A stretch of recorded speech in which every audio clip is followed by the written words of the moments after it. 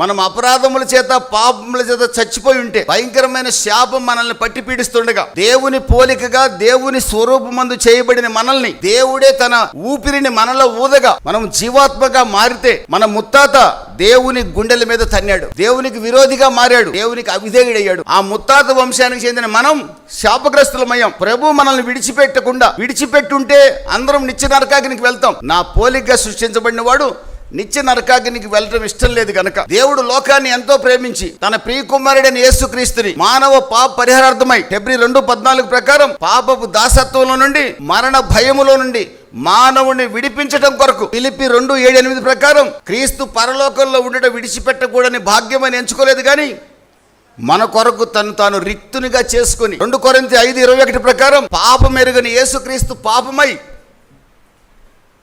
అమూల్యమైన రక్షణ మనకు అనుగ్రహించాడు. దేవునికి స్తోత్రం కలుగునుగాక. హల్లెలూయా.